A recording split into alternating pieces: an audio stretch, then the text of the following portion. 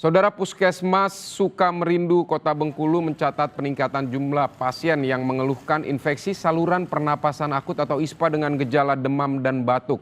Kenaikan jumlah pasien terjadi sejak Agustus hingga pertengahan Oktober 2025. Saudara, lonjakan kasus ini cukup signifikan dibanding periode Juni-Juli yang rata-rata hanya 200 pasien per bulan. Kini mencapai sekitar 320 pasien. Pasien yang menderita penyakit ISPA didominasi kelompok rentan mulai dari anak-anak hingga lansia. Peningkatan kasus dipicu cuaca ekstrim yang sering berubah dan menurunkan daya tahan tubuh. Puskesmas mengimbau warga untuk memperbanyak konsumsi air serta segera memeriksakan diri ke fasilitas kesehatan jika mengalami gejala demam atau batuk.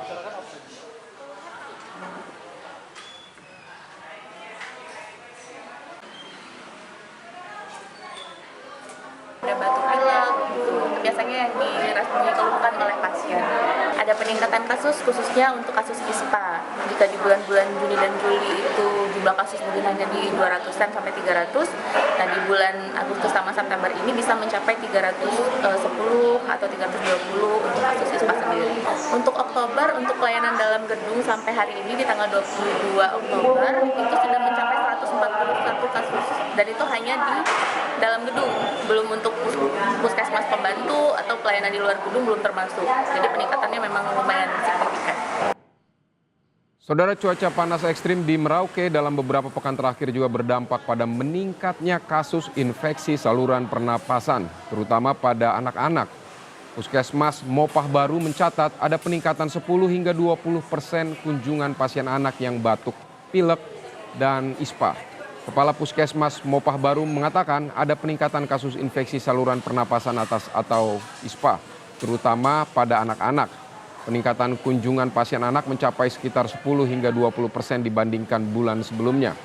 Kondisi ini, saudara, dipicu oleh minimnya asupan air atau curah hujan, meningkatnya debu akibat kemarau panjang, serta suhu udara yang cukup tinggi.